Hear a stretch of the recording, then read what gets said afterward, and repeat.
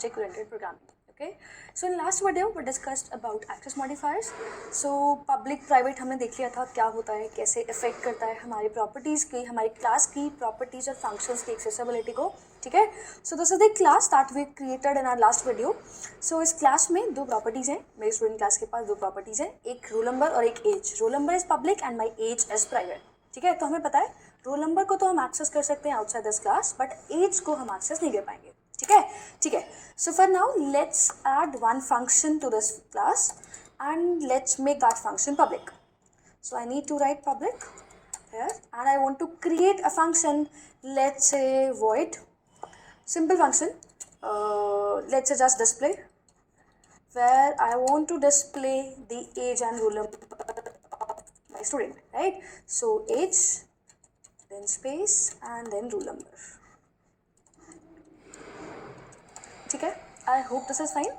सो एक फंक्शन बनाया जो फंक्शन पब्लिक है मेरा, इसका रिटर्न टाइप वॉइड है, नेम डिस्प्ले है, एंड इस फंक्शन के अंदर what I am doing is I am just printing the age and roll number of my student. एक बार बताओ, क्या हम यहाँ रोल नंबर यूज़ कर सकते हैं? सॉरी, रोल नंबर तो कर ही सकते हैं बिकॉज इट्स पब्लिक. क्या एज एक्सेस कर सकते हैं यहाँ पे? हाँ, बिल्कुल कर सकते हैं, क्योंकि जो प्रॉपर्टीज़ हमारी प्राइवेट होती हैं उन्हें हम within the class access कर सकते हैं. सो ये फंक्शन मैंने इस क्लास के अंदर ही बनाया है, तो this function can access the private properties also. मेरे क्लास के अंदर हम कहीं भी प्राइवेट प्रॉपर्टीज़ को एक्सेस कर सकते हैं. तो इस फंक्शन ने मेरी एज को एक्सेस करके प्रिंट कर दिया एंड मेरे रोल नंबर को प्रिंट कर दिया. ठीक है, चलो अब डिस्कस करते हैं कि अगर मुझे इस फंक्शन को कॉल करना होगा तो कैसे कॉल करेंगे. What I can do is, जैसे हम अपने प्रॉपर्टीज़ को एक्सेस करते हैं यूजिंग डॉट ऑपरेटर, सेम वैसे ही s1 डॉट डिस्प्ले. सो जैसे हमें अपनी प्रॉपर्टीज़ को एक्सेस करने के लिए ऑब्जेक्ट नेम डॉट करना पड़ता है, सेम फॉर्मेट हमें यूज़ करना पड़ता है फॉर द फंक्शंस ऑल्सो. तो अगर मुझे s1 के लिए फंक्शन कॉल करना है तो I right s1 dot display.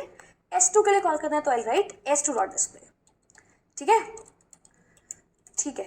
And what if अगर मुझे उसे s6 के लिए कॉल करना है तो सेम फॉर्मेट, या तो हम कुछ ऐसा कर रहे होंगे s6 डॉट डिस्प्ले, और हम यूज़ कर रहे होंगे एरो, जो कि हमें पता है एग्जैक्टली सेम पर्पस सर्व करता है, डिस्प्ले. ठीक है, ऐसी है फंक्शन. जब हम कॉल करेंगे तो हमें अपना ऑब्जेक्ट एरो या डॉट, डिपेंडिंग कि हमने वो ऑब्जेक्ट किस तरह से क्रिएट किया है, फंक्शन का नाम, और अगर वो कोई आर्ग्यूमेंट्स लेता है पैरेंथेसिस में तो आर्ग्यूमेंट्स एंड सेमीकोलन. क्योंकि हमारा फंक्शन कोई आर्ग्यूमेंट्स नहीं ले रहा था तो मैंने सिर्फ एम्प्टी पैरेंथेसिस लगा दिए. ठीक है, सिंपल है. ओके, अब सोचते हैं, एक चीज़ और डिस्कस करते हैं.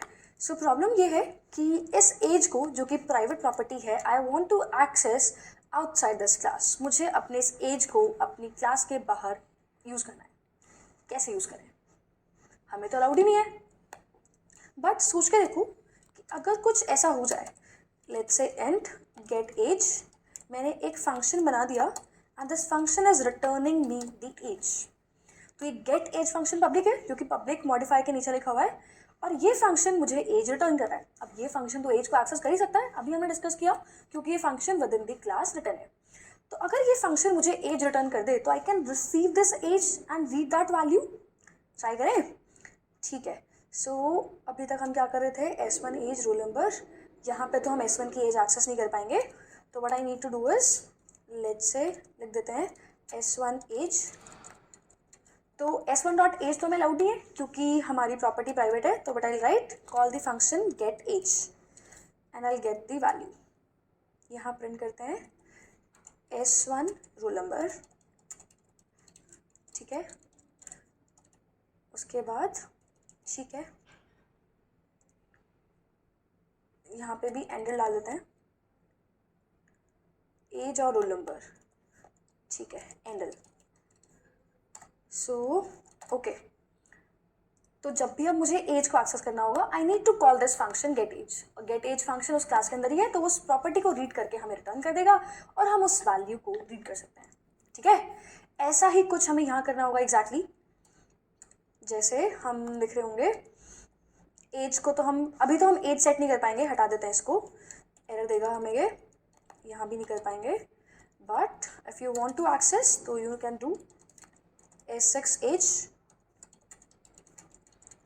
तो I write s6 arrow get age, और मुझे अपने s6 की एज मिल जाएगी. ठीक है, चलो ट्राई करते हैं इसको एक बार एग्जीक्यूट करने का। सो ओके, स्टूडेंट यूज, हमारी फाइल रन करते हैं। ठीक है, हमने कहीं पे एक्सेस किया है, लाइन नंबर 13 पे रह गया है जहाँ हमें हटा देना चाहिए था 13 पे। ओके, एक तो हमने यहाँ एक्सेस किया है, हटा देते हैं इसको। और लाइन नंबर 23 पे यूज़ कर रहे हैं, इसे भी कमेंट कर देते हैं। अब ट्राई करते हैं, और भी इस लाइन पे किया है। ठीक है, क्लियर। ओके, सो अब ये सही चल रहा है और अकॉर्डिंगली जो भी चीज़ें थी वो सब प्रिंट हो गई। S1 की एज 0, S1 का रोल नंबर 101। S1 की एज 0 क्यों आई? देखो एक बार ध्यान से, S1 की एज, मैंने S1 की एज प्रिंट कराई।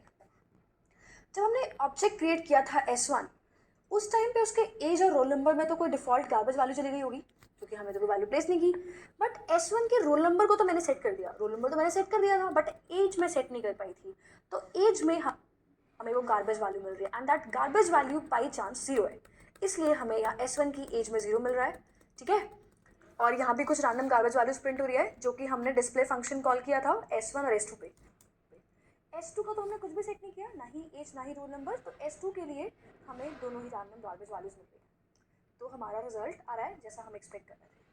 ठीक है, सो अभी हमने क्या देखा, हमने ये देखा कि if we want to access any of the private property we need to have a public function जिसके थ्रू हम उस प्रॉपर्टी को एक्सेस कर सकते हैं। ठीक है, सो जैसे ही अब हमने इस प्रॉपर्टी को रीड किया वैसे ही हम इस प्रॉपर्टी को चेंज भी तो कर सकते हैं। Like I can have a function set age जिसको हम एक आर्ग्यूमेंट दे रहे होंगे, लेट्स से ए, और मैं अपनी एज को जाके सेट कर दूंगी।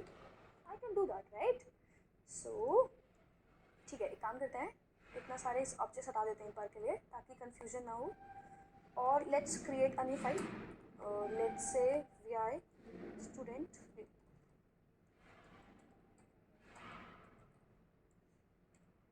सो एक और फाइल क्रिएट करते हैं, सबसे पहले इंक्लूड कर लेते हैं, हैश इंक्लूड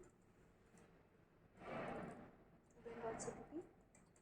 ठीक है, एक फटाफट से ऑब्जेक्ट बना लेते हैं स्टूडेंट S1 और एक बना लेते हैं डायनेमिकली स्टूडेंट S2 ताकि हम दोनों ही में देख पाएँ कि कैसे यूज़ करना है। ठीक है, so now I want to set the age of my student. तो मुझे स्टूडेंट की अगर एज सेट करनी है तो I need to call the function S1.setAge और मैंने एज दे दी उसकी 20।